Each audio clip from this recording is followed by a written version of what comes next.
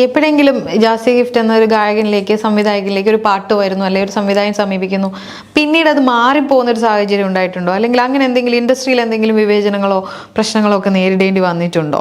വിവേചനമായിട്ടൊന്നും ഉണ്ടായിട്ടില്ല.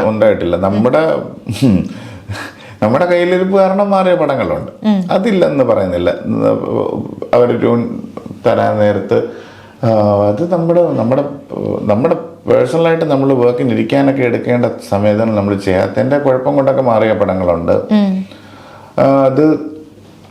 അതല്ലാതെ പർപ്പസായിട്ട് നമ്മുടെ ഭാഗത്തു നിന്നുള്ള അതല്ലാത്ത വേറെ ഒരു രീതിയിലും അങ്ങനെ വന്നിട്ടില്ല. ഒരിക്കൽ പോലും ജാസി ഗിഫ്റ്റ് എന്ന ഗായകന് ഒരു പ്രശ്നവും ഇൻഡസ്ട്രിയിൽ നിന്ന് പൊളിറ്റിക്കലായിട്ടോ അല്ലെങ്കിൽ മറ്റെന്തെങ്കിലും കാരണത്തിന്റെ പേരിൽ ഒന്നും ഉണ്ടായിട്ടില്ല, ഒരു പ്രശ്നങ്ങളും?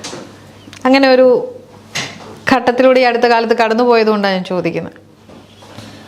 അല്ല, പേഴ്സണലായിട്ട് അങ്ങനെ ഒരു സംഭവം അറ്റാക്ക് ഒന്നും സൈഡിലൊന്നും വന്നിട്ടില്ല. ഞാൻ പറയാമല്ലോ, നമ്മളെപ്പോഴും സിനിമ എന്ന് പറയുന്നത് എന്താണ്, നമ്മളൊരു പാട്ട് കേട്ട് ആ പാട്ടിന്റെ ഇഷ്ടം കാരണം അടുത്ത പടങ്ങൾ വരും എന്നുള്ള സ്വഭാവമാണല്ലോ സിനിമയിൽ കൂടുതലും നിൽക്കുന്നത്. അതിന് ആക്ച്വലി നമ്മൾ പാട്ടുകൾ പ്രൂവ് ചെയ്ത് തന്നെ കാണിക്കണം. സിനിമയിൽ എന്തുമാത്രം പാട്ടുണ്ടോ പാട്ട് പ്രൂവ് ചെയ്ത് തന്നെ നമ്മൾ കാണിക്കണം. ഒരു സിനിമയിലെ പാട്ട് എപ്പോഴും നല്ലതാകുന്നു, ആ സിനിമ നല്ലതാകുമ്പോൾ ഓട്ടോമാറ്റിക്കായിട്ട് ആ പാട്ടും നല്ലതാകും എന്നുള്ളൊരു കോൺസെപ്റ്റ് വളരെ സ്ട്രോങ് ആയിട്ട് ഞാൻ പണ്ട് മുതൽ വിശ്വസിക്കുന്നതാണ്. സിനിമ വിജയിച്ചാൽ അതിൻ്റെ കൂടെ നമ്മുടെ പാട്ടും ഈസി ആയിട്ട് മുകളിലേക്ക് പോകും.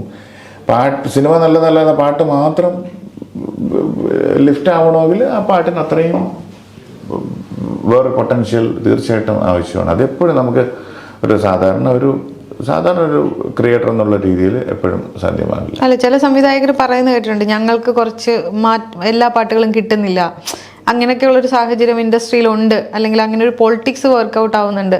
അങ്ങനെയൊക്കെ എപ്പോഴെങ്കിലും ഒരിക്കൽ പോലും തോന്നിയിട്ടുണ്ടോ അങ്ങനെ മറ്റുള്ളവർ? ഇന്നത്തെ സാഹചര്യം എന്ന് പറഞ്ഞാൽ എല്ലാ പൊളിറ്റിക്സുകളെയും മാറ്റി നിർത്താൻ പറ്റിയ ഒരു കാലഘട്ടമാണ് ഇപ്പോഴും. ആക്ച്വലി എനിക്ക് അങ്ങനെ തോന്നിയിട്ടുണ്ട്. എല്ലാവരും വളരെ ക്രിയാത്മകമായി പ്രതികരിക്കുന്നു. എല്ലാവർക്കും നമ്മള് പണ്ട് വെളിയിൽ നമ്മൾ പറയുന്നുണ്ട്, US എന്നല്ല, എല്ലായിടത്തെയും അവർക്ക് എല്ലാവർക്കും ബേസിക് മ്യൂസിക് എന്താണെന്ന് അറിയാം. ഇല്ലെങ്കിൽ ആ ഒരു സംഭവം നമുക്കിപ്പോഴും കിട്ടിയിട്ടുണ്ട്. കാര്യം അത്രയും എഡ്യൂക്കേറ്റഡ് ആണ് എല്ലാവരും, മ്യൂസിക്കിനെ പറ്റി അറിയാം.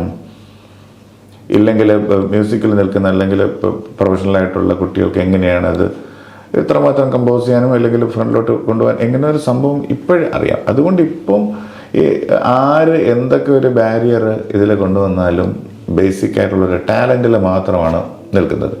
ടാലൻറ്റിൽ നമ്മൾ കാണിക്കണം, നമ്മളിപ്പോൾ ഷോ ഓഫ് ചെയ്യണം, നമുക്കിത് പറ്റും എന്നുള്ള രീതിയിലാണെങ്കിൽ അതാണല്ലോ എത്രയോ പ്രൈവറ്റ് ആയിട്ടുള്ള ആർട്ടിസ്റ്റുകൾ. പണ്ട് സിനിമ പാട്ടുകാർ മാത്രമാണല്ലോ പാട്ടുകാരെന്ന് വെച്ച് നമ്മൾ കരുതിക്കൊണ്ടിരുന്നത്. ഇപ്പം അങ്ങനെയല്ലല്ലോ. ഇപ്പം സിനിമ പാട്ടുകാരെന്നുള്ളതിനെക്കാട്ടിലും ഒത്തിരി പ്രൈവറ്റ് സിംഗേഴ്സ് ഉണ്ടല്ലോ, പ്രൈവറ്റ് ബാൻഡുകളുണ്ടല്ലോ. അത് തന്നെ ഏറ്റവും വലിയൊരു മൂവ്മെൻറ്റും സന്തോഷത്തിൻ്റെയും കാര്യമാണ്. ഞാൻ എപ്പോഴും എടുത്ത് പറയുന്ന ഒരു പ്രധാന കോട്ടം, പണ്ടൊക്കെ നമ്മൾ എപ്പോഴും പറയും കുറച്ചുകൂടെ കഴിയുമ്പോഴത്തേക്കും നമുക്ക് അവസരങ്ങൾ ഒന്നും ഇല്ലാതാവും, ഇല്ലെങ്കിൽ അവസരങ്ങൾ കുറയും എന്നുള്ളൊരു, ഇന്ന് ആ കോൺസെപ്റ്റേ ഇല്ല. അവസരങ്ങൾ നമ്മൾ തന്നെയാണ്. അതുകൊണ്ട് നമ്മൾ വീട്ടിൽ ഇരുന്ന് സിനിമ കണ്ടാൽ അതുപോലെ ഇരിക്കും. നമ്മൾ വർക്ക് ചെയ്താലും നമുക്ക് നല്ല അവസരങ്ങൾ കിട്ടും. നമ്മൾ എത്രമാത്രം വർക്ക് ചെയ്യുന്നു അതിൻ്റെ ഒരു പ്രോപ്പർ റിസൾട്ട് കിട്ടും. ആ ഒരു സ്ട്രോങ് ആയിട്ടുള്ള ഒരു സംഭവത്തിലാണ് ഇപ്പോഴും നമ്മൾ പോയിക്കൊണ്ടിരിക്കുന്നത്.